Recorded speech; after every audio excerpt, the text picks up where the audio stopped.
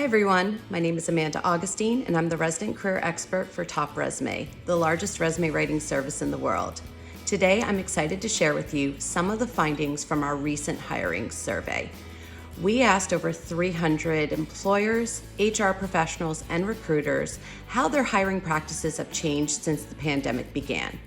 Here's what you need to know. If you're worried about the employment gap on your resume, don't be. When TopResume asked employers if they currently viewed candidates being unemployed or having an employment gap lasting over 3 months as a red flag, 87% said no, they don't. So if you are unemployed right now, know that you're in good company and it's not the thing that most employers are focused on. The best thing you can do is make sure that you're tailoring your resume based on your current job goals. So if your job goals have changed and are not necessarily on your usual career path, make sure that you're repositioning your resume based on your current job goal. Also, if you want to boost your candidacy while you're looking for work, consider taking an online course, completing an online certification, or pursuing what's known as a skills-based volunteer opportunity, which allows you to leverage your professional skills for a nonprofit. All of these things are going to make you stand out against the competition.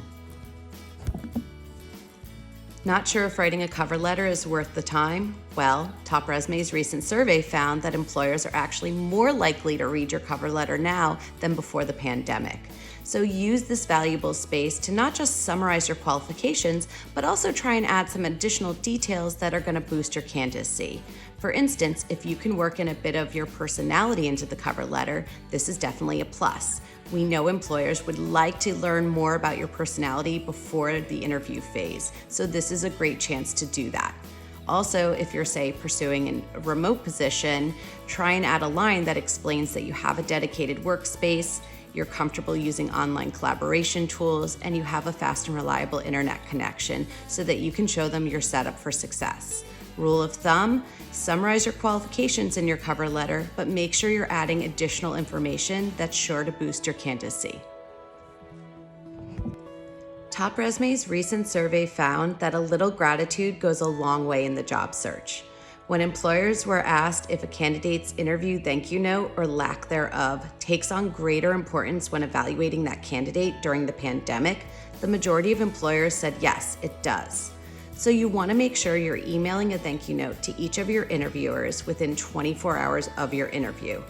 Make sure that each of your notes are customized based on the conversation you had with that individual. You want to not only thank them for their time and reiterate the fact that you're interested in the role, but try and work in any little details you learned about the person, especially if you had some shared interest, as that will help remind them of the rapport you built. If there were specific parts of your qualifications that they seemed especially interested in, you want to make sure that you're emphasizing that in this note. And then if you forgot to mention anything important that you think will boost your candidacy, now's the time to work it into that interview note. Do this for each of the notes you send to each of your interviewers, and you're on track for that next interview round. To learn more about these findings, go to topresume.com and click on Career Advice, or check out the link in this post. Thanks again. Talk to you soon.